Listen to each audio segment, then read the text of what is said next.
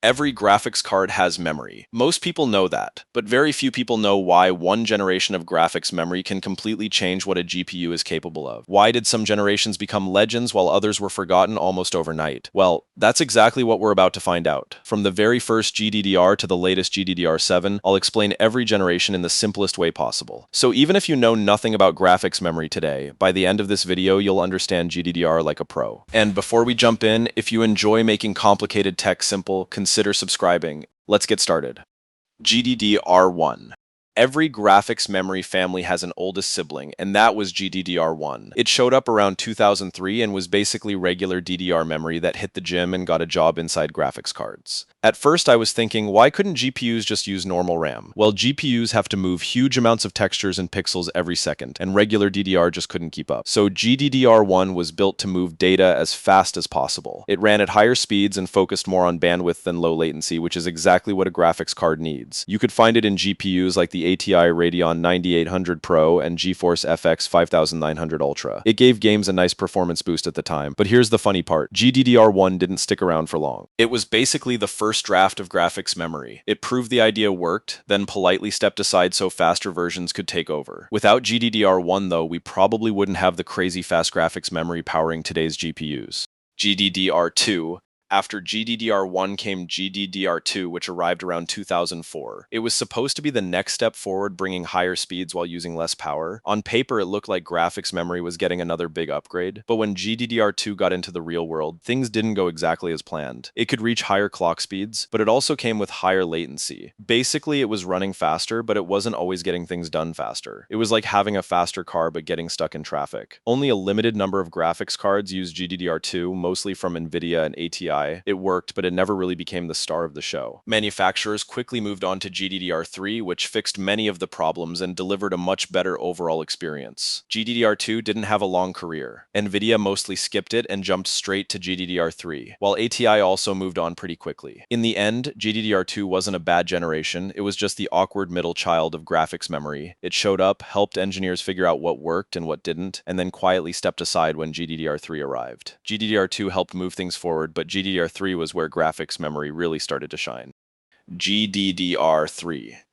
GDDR3 is where things finally started to click. After GDDR2's, let's just call it a rough start, GDDR3 arrived in 2004 and fixed many of its biggest problems. It had lower latency, used less power, and could run at much higher speeds. In other words, it was faster, cooler, and simply worked better. And GPU companies noticed. Unlike GDDR2, GDDR3 was adopted almost everywhere. It powered popular graphics cards like the GeForce 6600 GT, 7800 GTX, 7900 GTX, and the Radeon X 1800 series. It even made its way into the Xbox 360, which says a lot about how successful it became. For its time, GDDR3 was seriously fast. It could reach effective memory speeds of around 2 gigabits per second per pin, while also producing less heat than GDDR2. That meant graphics cards could deliver more performance without turning into little space heaters. But the real reason GDDR3 stuck around for so long wasn't because it was the absolute fastest, it was because it struck the perfect balance. It was fast enough for the latest games, efficient enough to keep temperatures under control, and affordable enough to be used in everything from budget graphics cards to high-end gaming PCs. GDDR3 became the first graphics memory standard that almost everyone could agree on. It proved that graphics memory didn't have to be ridiculously expensive or insanely fast. It just needed to be fast enough, cool enough, and affordable enough. And honestly, that's the formula every new generation of GDDR has been chasing ever since. Go faster, stay cooler, and keep costs under control.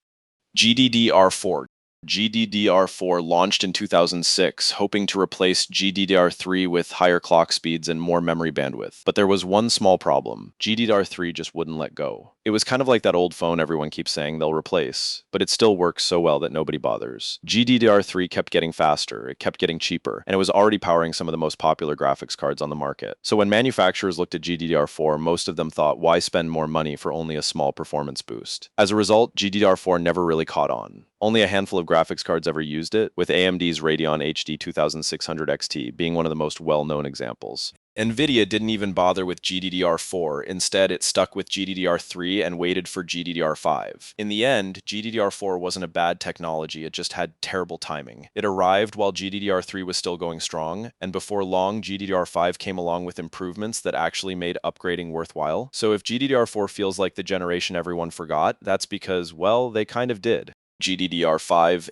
If there was ever a GOAT of graphics memory, GDDR5 has earned that title. It launched in 2008, bringing a huge jump in memory bandwidth over GDDR3. Graphics cards could move much more data, which meant they were ready for bigger games, higher resolutions, and more detailed graphics. And honestly, I've used GDDR5 graphics cards more times than I can count. What's funny is, even today, I'm still impressed by how well they hold up. Sure, they're not winning any performance records anymore, but for older games, and even plenty of newer ones, they're still surprisingly capable. That says a lot about GDDR5. It powered some of the most popular graphics cards ever made, including NVIDIA's GTX 600, 700, 900, and majority of the 10 series along with AMD's Radeon R9, RX 400, and RX 500 series. Even the PlayStation 4 relied on GDDR5 as its main system memory, so why did it stick around for nearly a decade? Simple. It got the balance right. It was fast, reliable, affordable, and easy for manufacturers to use. Whether you bought a budget graphics card or a high-end gaming GPU, there was a good chance it had GDDR5 inside. Eventually, though, games became more demanding. Higher resolutions and larger textures needed more bandwidth than GDDR5 could offer, so it was finally time for something new. But lasting almost 10 years in the fast-moving world of PC hardware is no small achievement. That's why when people talk about the GOATs of graphics memory, GDDR5 deserves a spot in that conversation.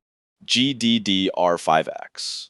Just when everyone thought GDDR5 was getting ready to retire, it came back for one more round. That's where GDDR5X comes in. Launched in 2016, GDDR5X wasn't a completely new memory standard. Think of it more as GDDR5 after hitting the gym. It was designed to squeeze more performance out of the same basic technology without starting completely from scratch. The biggest improvement was bandwidth. Compared to GDDR5, GDDR5X could move much more data by grabbing more information during each clock cycle. This increased its effective data rate to between 10 and 14 gigabits per second for each pin, giving high-end graphics cards a noticeable performance boost. But here's the interesting part. GDDR5X was almost exclusively used by NVIDIA. You could find it in graphics cards like the GeForce GTX 1080, GTX 1080 Ti, and Titan X Pascal. AMD skipped it entirely. Why? Because GDDR5X was never meant to stick around for long. It was basically a stopgap, a way to give flagship GPUs more bandwidth while everyone waited for GDDR6 to be ready. And once GDDR6 arrived, GDDR5X quietly packed its bags and left. It only appeared in a handful of graphics cards, but it did exactly what it was designed to do: give GDDR5 one final boost before passing the torch to the next generation. GDDR6. There's a pretty good chance your graphics card is using GDDR6 right now. It launched in 2018, and before you knew it, it was everywhere. Budget cards, mid-range cards, high-end cards. GDDR6 basically showed up and said, yeah, I live here now. The biggest improvement was bandwidth. Thanks to a more efficient design, GDDR6 could move data much faster than GDDR5. Its effective data rate ranged between 12 and 18 gigabits per second for each pin, giving graphics cards a significant boost in memory bandwidth. And honestly, this is the graphics memory I've used the most. I've owned more than one GDDR6 graphics card, and the funny thing is, I almost never think about it, which for computer hardware is actually a compliment. It just works. You'll find GDDR6 in GPUs like the GeForce RTX 3050, RTX 4U60 Ti, and Radeon RX 6600, along with many others. It also uses less power than GDDR5, which means less heat is generated and more power can go where it really matters: the GPU itself. The reason GDDR6 became the standard is simple. It's fast, efficient, reasonably affordable, and reliable. Even with newer memory technologies starting to appear, GDDR6 is still the memory doing most of the heavy lifting in today's graphics cards. GDDR6X. Just when you thought GDDR6 was fast enough, GDDR6X looked at it and said, hold my bandwidth. Introduced in 2020, GDDR6X was developed by Micron and made its debut in NVIDIA's RTX 3080. Since then, it's powered some of NVIDIA's fastest graphics cards, including the RTX 3090 and RTX 4090. So what makes it different? The biggest upgrade is a technology called PAM4 signaling. Don't worry about the name, the important part is that it lets GDDR6X transfer twice as much data with each signal compared to regular GDDR6. The result is a huge increase in memory bandwidth without simply cranking up the clock speed. That allows GDDR6X to reach more than 20 gigabits per second for each pin, giving high-end GPUs the bandwidth they need for demanding tasks like 4K gaming, AI, and professional creative work. Of course, there's always a catch. All that extra performance means GDDR6X runs hotter, uses more power, and costs more to produce. It's kind of like a sports car. It's incredibly fast, but it's also a lot more demanding. That's why you'll only find it in NVIDIA's flagship graphics cards. AMD has never adopted GDDR6X, choosing to stick with standard GDDR6 instead. For most gamers, regular GDDR6 is still more than enough. But if you're chasing every last bit of performance, GDDR6X is about as fast as graphics memory gets today.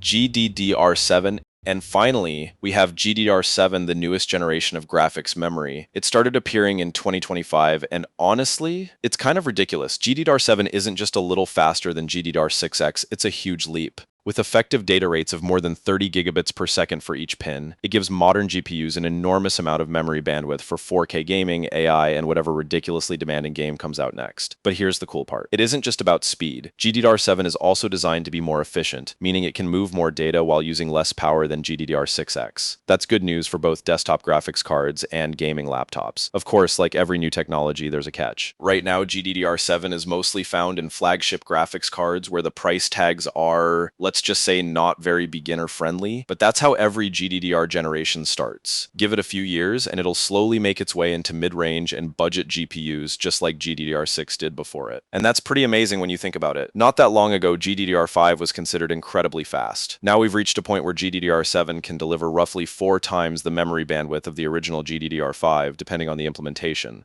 That's a massive leap in just a few generations. Each generation had the same goal: move more data, use power more efficiently, and help graphics cards keep getting faster. And if history has taught us anything, GDDR8 is probably already waiting for its turn. Thanks for watching, and if you enjoyed this video, you might like some of my other videos too.